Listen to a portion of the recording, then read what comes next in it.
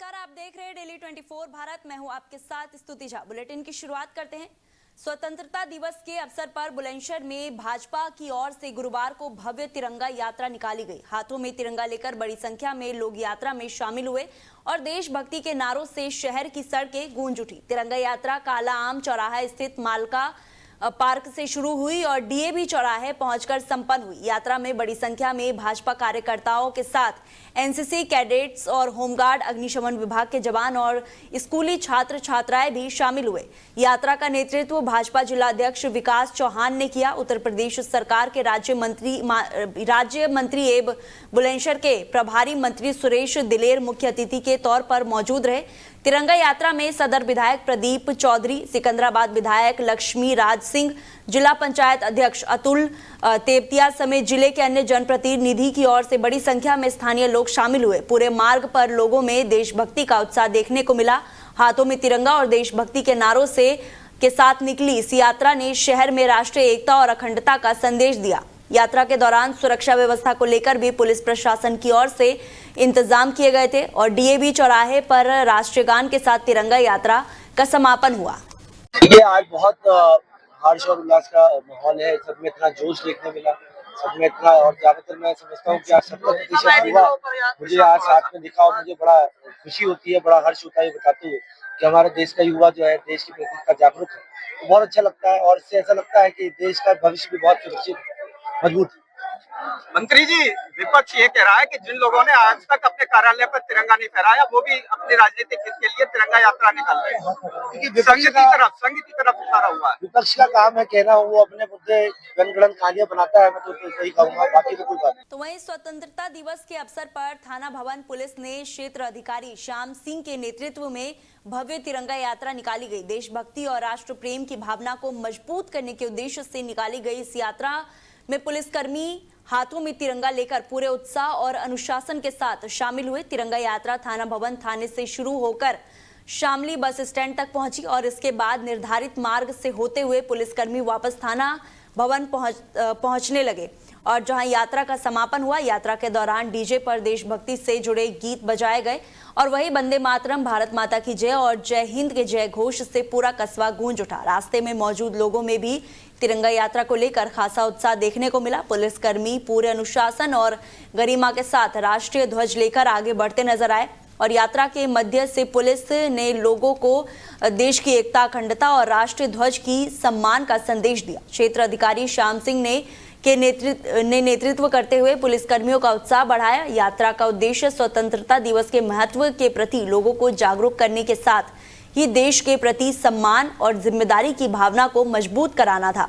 यात्रा के समापन पर थाना भवन थाने में पुलिसकर्मियों ने राष्ट्रीय ध्वज के प्रति सम्मान व्यक्त किया और देश की एकता, अखंडता बनाए रखने का संकल्प लिया। पूरे कार्यक्रम के दौरान थाना भवन राष्ट्रीय भक्ति के रंग में सरोवर नजर आया। तो वहीं थाना भवन कस्बे के जस्सूवाला मंदिर परिसर में आयोजित होने वाली शिव महापुराण कथा अमृत एवं 1008 प्रतीक शिवलिंग जिला अभिषेक कार्यक्रम को लेकर गुरुवार को भव्य कलश यात्रा निकाली गई। ढोल नगाड़ों और धार्मिक जयकारों के बीच निकली यात्रा से पूरा कस्बा शिव में नजर आया। कलश यात्रा मेला स्थित ग्राउंड से शुरू हुई, जहां महिला ने विधि विधान के साथ जल भर कर यात्रा का शुभारंभ किया। इसके बाद यात्रा टंकी चौक होते हुए जस्सूवाला मंदिर पहुंची और रास्ते भर श्रद्धालुओं ने हर हर महादेव और धार्मिक जयकारों के नारे लगाए। कलश यात्रा में महिलाओं ने सिर पर कलश धारण कर उत्साहपूर्वक हिस्सा लिया। ढोल नगाड़ों की धुन पर श्रद्धालुओं का उत्साह देखते ही बन रहा था। यात्रा के दौरान पूरे मार्ग पर भक्तिमय माहौल बना रहा। आयोजकों की ओर से जस्सूवाला मंदिर परिसर में कथा को लेकर विशेष तैयारियां की गई और शिव महापुराण कथा का विधिवत शुभारंभ हो गया है और कथा और 1008 प्रतीक शिवलिंग अभिषेक कार्यक्रम में बड़ी संख्या में श्रद्धालुओं ने पहुंचने की उम्मीद है और कार्यक्रम को सफल बनाने के लिए आयोजन समिति की ओर से श्रद्धालुओं के लिए विभिन्न व्यवस्थाएं की जा रही है। कलश यात्रा में सोनाली, पिंकी, उषा, सोनी और मिथिलेश समेत बड़ी संख्या में महिलाएं एवं श्रद्धालु भी शामिल रहे। तो वहीं ग्रेटर नोएडा बिसरख थाना क्षेत्र में फर्जी जीएसटी अधिकारी बनकर जीएसटी कंसल्टेंट से करीब 29 लाख रुपए की अवैध वसूली के मामले में पुलिस की लापरवाही सामने आई है और आने के बाद एक बड़ा एक्शन हुआ है। पुलिस कमिश्नर लक्ष्मी सिंह ने मामले में लापरवाही बरतने पर बिसरख थाना प्रभारी मुनेंद्र सिंह और चौकी प्रभारी राहुल को लाइन हाजिर कर दिया है। आरोप है कि फर्जी जीएसटी अधिकारी बनकर आरोपियों ने कंसल्टेंट से बड़ी रकम वसूली थी। पीड़िता द्वारा शिकायत करने के बावजूद पुलिसकर्मी कथित तौर पर उसे करीब 2 सप्ताह तक टरकाते रहे और मामला सामने आने के बाद खबर चलने के बाद पुलिस ने एफआईआर दर्ज की। इसके बाद पुलिस ने कार्रवाई करते हुए 5 आरोपियों को गिरफ्तार किया है। पुलिस के मुताबिक आरोपियों के कब्जे से 25 लाख रुपए नगद और 4 लाख रुपए की कीमत की ज्वेलरी और नकली पुलिस जीएसटी अधिकारी की वर्दी बरामद की गई है। बताया जा रहा है कि आरोपियों ने खुद को जीएसटी विभाग का अधिकारी बताकर कंसल्टेंट को डराया और उसके खिलाफ कार्रवाई का दावा करते हुए रकम वसूली थी। मामले में पुलिस अब आरोपियों से पूछताछ कर रही है और यह पता लगाने का प्रयास किया जा रहा है कि गिरोह में कितने लोग शामिल हैं। पीड़ित की शिकायत पर कार्रवाई में देरी को गंभीरता से लेते हुए पुलिस कमिश्नर ने थाना और चौकी स्तर के अधिकारियों पर कार्रवाई की है। मामले की जांच जारी है और पुलिस गिरोह से जुड़े अन्य लोगों की भी भूमिका खंगाल रही है। तो वहीं मुजफ्फरनगर में 2013 के सांप्रदायिक दंगों से जुड़े नागला मदोड़ पंचायत मामले में 25 आरोपियों को बड़ी राहत मिली है। विशेष एमपी और एमएलए कोर्ट ने शासन के आदेश के बाद 10 इस मामले को वापस लेने के आदेश जारी किए हैं और यह मामला 31 जुलाई 2013 को नागला मंदोड़ इंटर कॉलेज के मैदान में हुई पंचायत से जुड़ा है। आरोपियों पर सरकारी कार्य में बाधा डालने और रास्ता रोकने और निषेधाज्ञा के उल्लंघन समेत धाराओं में मुकदमा दर्ज किया गया है और मामले में भाजपा और सपा से जुड़े कई प्रमुख नेताओं के नाम आरोपी के तौर पर शामिल थे। इनमें कैलाश विकास राज्य मंत्री कपिल देव अग्रवाल, सपा सांसद हरेंद्र मलिक, पूर्व केंद्रीय मंत्री डॉक्टर संजीव बालियान और पूर्व मंत्री सुरेश राणा प्रमुख है। इसके अलावा कई पूर्व सांसद, विधायक और अन्य लोगों के खिलाफ भी आरोप पत्र दाखिल किए गए थे। शासन की ओर से केस वापस का आदेश पहले ही जारी किया गया था और अभियोजन की ओर से अदालत में संबंधी पत्र प्रस्तुत किए जाने के बाद विशेष एमपी एमएलए कोर्ट के पीठासीन अधिकारी डॉक्टर देवेंद्र सिंह ने मुकदमा वापस लेने के आदेश जारी किए हैं। इस फैसले के बाद 2013 के मुजफ्फरनगर दंगों से जुड़े इस चर्चित मामले में नामजद नेताओं समेत 25 आरोपियों को बड़ी राहत मिली है। तो वहीं देश की आजादी में मदरसों के योगदान को लेकर मुजफ्फरनगर के बाघरा योग आश्रम से यशवीर महाराज ने बड़ा बयान जारी किया। उन्होंने उत्तर प्रदेश के डिप्टी सीएम केशव प्रसाद मौर्य के बयान का समर्थन करते हुए मदरसों की शिक्षा व्यवस्था और वहां पढ़ाए जाने वाले पाठ्यक्रम पर सवाल उठाए। यशवीर महाराज ने कहा है कि देश की आजादी में मदरसों के योगदान को लेकर सार्वजनिक मंच पर चर्चा होनी चाहिए। उन्होंने महमूद मदनी और दारुल सहित अन्य संबंधी पक्षों को खुले पंच में शास्त्रार्थ करने के लिए आमंत्रित किया है। उन्होंने मदरसों में पढ़ाए जाने वाली सामग्री और वहां की व्यवस्थाओं की निगरानी करते हुए कहा है कि मदरसों में सीसीटीवी कैमरे लगाए जाने चाहिए। उन्होंने आरोप लगाया है कि कुछ मदरसों में गैर इस्लाम धर्म के लोगों के प्रति नफरत और घृणा की भावना पैदा करने वाली शिक्षा दी जाती है। यशवीर महाराज ने मदरसों को लेकर कई गंभीर आरोप लगाए और कहा कि समय आ गया है कि खुले मंच पर चर्चा हो कि आखिर मदरसों में क्या पढ़ाया जा रहा है और किस तरह की शिक्षा दी जा रही है। उन्होंने कहा है कि इस मुद्दे पर समाज के सामने तथ्य आने चाहिए और शिक्षा व्यवस्था को लेकर पारदर्शिता जरूरी है। हालांकि मदरसों में जिहादी या फिर आतंकवादी तैयार किए जाने संबंधी उनके आरोपों पर संबंधी पक्षों का जवाब सामने आना भी बाकी है। यशवीर महाराज का ये बयान ऐसे समय में आया है जब स्वतंत्रता दिवस से पहले देश की आजादी में विभिन्न संस्थाओं और समुदाय के योगदान को लेकर राजनीतिक बयानबाजी तेज है। उत्तर प्रदेश के उप मुख्यमंत्री श्री केशव प्रसाद मौर्य ने एक बात कही कि मदरसों में आतंकवादी तैयार होते हैं।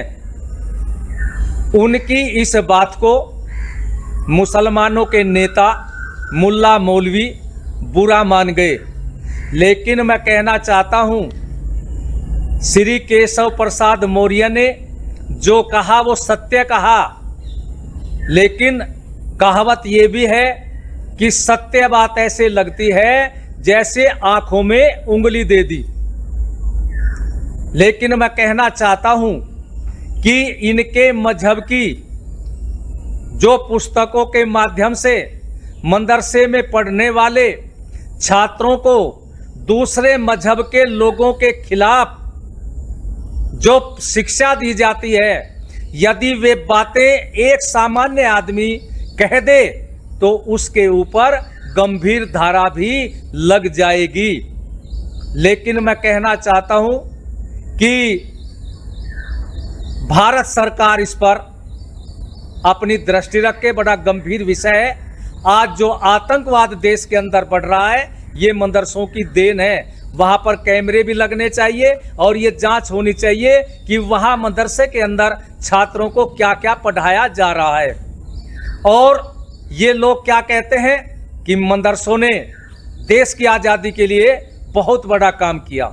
लेकिन मैं कहना चाहता हूं, मदरसों में पढ़ने वाले किसी भी छात्र ने देश की आज़ादी के लिए कोई भी बलिदान नहीं दिया, कोई कार्य नहीं किया। एक भी बता करके दिखा दें। और केवल एक मुस्लिम नौजवान की चर्चा आती है देश की आज़ादी के लिए, और वो है अशफाक उल्लाह। लेकिन वो अशफाक उल्लाह मदरसे की शिक्षा में नहीं पढ़ा, और वो राम प्रसाद बिस्मिल क्रांतिकारी जिनको फांसी दी गई थी, उन्हीं के साथ में वो रहते थे। और जहां राम प्रसाद बिस्मिल सोते थे, उसी स्थान पर वे सोते थे और प्रतिदिन प्रातः और सायंकाल दोनों ईश्वर की भक्ति करते थे और हवन करते थे। तो वहीं स्वतंत्रता दिवस के मौके पर जहां भाजपा की ओर से तिरंगा यात्रा निकाली जा रही है, वहीं भारतीय किसान यूनियन ने भी शहर में अगस्त ट्रैक्टर क्रांति यात्रा का आयोजन किया है। सैकड़ों ट्रैक्टर के साथ निकाली ये यात्रा शहर के विभिन्न मार्गों से होते हुए महावीर चौक स्थित भाकियू कार्यालय पहुंची। यात्रा का नेतृत्व भाकियू के राष्ट्रीय प्रवक्ता राकेश टिकैत ने किया और ट्रैक्टर यात्रा के जरिए किसानों ने स्वतंत्रता दिवस पर का जश्न मनाने के साथ सरकार को किसान एकता का संदेश दिया। भाकियू के मुताबिक ऐसी ट्रैक्टर यात्राएं जिले के सभी ब्लॉकों में भी निकली चाहिए। और राकेश टिकैत ने कहा है कि अगस्त ट्रैक्टर क्रांति यात्रा है और देश अगस्त के महीने में आज़ाद हुआ था, इसलिए इस महीने में इसकी शुरुआत की गई थी। जिन्होंने बताया है कि भाकियू की ये ट्रैक्टर यात्रा वर्ष 2018 से चल रही है और देश भर में अगस्त महीने में तिरंगा यात्राएं निकाली जानी चाहिए। छात्र आंदोलन को लेकर टिकैत ने कहा है कि किसानों का छात्रों को पूरा समर्थन है और उनके आंदोलन का भी समर्थन किया जाएगा। उन्होंने कहा है कि आने वाले समय में आंदोलन की रणनीति तैयार की जाएगी। सरकार को लेकर उन्होंने कहा है कि हालत ठीक नहीं है और अगस्त सितंबर से आंदोलन की शुरुआत हो सकती है। उन्होंने ट्रैक्टरों को किसानों की ताकत बताते हुए कहा कि मुजफ्फरनगर में ट्रैक्टरों को कौन रोक सकता है। तिरंगा यात्रा निकाली जा रही है, ट्रैक्टर यात्रा भी आप निकाल रहे हैं, क्या संदेश दे रहे हैं? ये अगस्त ट्रैक्टर क्रांति यात्रा है। अगस्त के महीने में ही देश आज़ाद हुआ तो उसकी शुरुआत हुई है। ये हमारी ट्रैक्टर यात्रा 2018 से निकल रही है और पूरे अगस्त के महीने में सभी आदमियों को, सभी देशवासियों को तिरंगा यात्राएं निकालनी चाहिए। जो देश में चल रहे हैं हालात तो खराब चल रहे हैं। हालात के ना वो जो हालात के लिए तो लड़ाई वह अगस्त और सितंबर से शुरू हो जाएगी, वह फिर आंदोलन। जो जंतर मंतर को छात्र धरना दे रहे थे, वो कह रहे हैं कि जंतर मंतर 2 अब चालू होगा। हाँ नहीं, ठीक कह रहे हैं। वे छात्र ही भिंडी पाड़ेंगे इनकी। ये 2 बिस्कुट में 1 पानी की बोतल में आंदोलन लड़ाई लड़ रहे हैं, ये ठीक है। तो उनको किस तरह का समर्थन है? हमारा पूरा हर घर तिरंगा अभियान 2026 के तहत गौतम बुद्ध नगर पुलिस ने शहर में भव्य तिरंगा बाइक रैली निकाली है। पुलिस कमिश्नर लक्ष्मी सिंह के निर्देशन में आयोजित रैली का उद्देश्य लोगों में राष्ट्रीय भक्ति की भावना मजबूत करने और राष्ट्रीय ध्वज के सम्मान का संदेश देना रहा। सूरजपुर रिजर्व पुलिस लाइंस की अपर पुलिस आयुक्त मुख्यालय अजय कुमार ने तिरंगा बाइक रैली को हरी झंडी दिखाकर रवाना किया और रैली सूरजपुर, घंटा चौक, एलजी चौक और परी चौक होते हुए वापस पुलिस लाइंस पहुंचकर संपन्न हुई। रैली में 90 दोपहिया वाहनों पर कुल 180 पुलिसकर्मी शामिल हुए, जिनमें 90 महिला और 90 पुरुष पुलिसकर्मी रहे और पुलिसकर्मियों ने हाथों में तिरंगा लेकर पूरे उत्साह के साथ शहर में भ्रमण किया और लोगों को राष्ट्रीय ध्वज के सम्मान के प्रति जागरूक किया। इस दौरान पुलिस ने नागरिकों से अपने अपने घरों पर तिरंगा फहराने और हर घर तिरंगा अभियान 2026 में बढ़ चढ़कर भाग लेने की अपील की। रैली के दौरान सड़क पर देशभक्ति का माहौल नजर आया। तो वहीं नोएडा थाना सेक्टर 63 क्षेत्र की चोटपुर कॉलोनी से एफएनजी हाईवे को जोड़ने वाली पुस्ता सड़क पर लगी अवैध मार्केट के खिलाफ नोएडा प्राधिकरण ने बड़ी कार्रवाई की है। प्राधिकरण की टीम ने पुलिस बल की मौजूदगी में सड़क किनारे किए गए अवैध अतिक्रमण को हटाया और बताया जा रहा है कि सड़क पर अवैध तरीके से दुकान और अन्य गतिविधियां संचालित होने के कारण यहां भीषण जाम की स्थिति बनी रहती थी।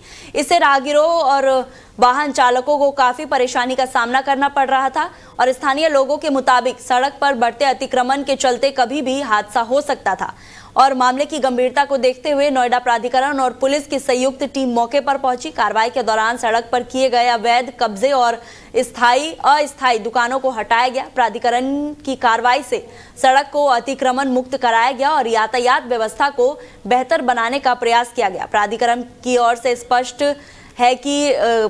किया गया है कि सार्वजनिक सड़कों पर जमीन पर किसी भी तरह का अवैध कब्जा बर्दाश्त नहीं किया जाएगा। अधिकारियों ने अतिक्रमण करने वालों को दोबारा सड़क पर कब्जा ना करने की चेतावनी दी है।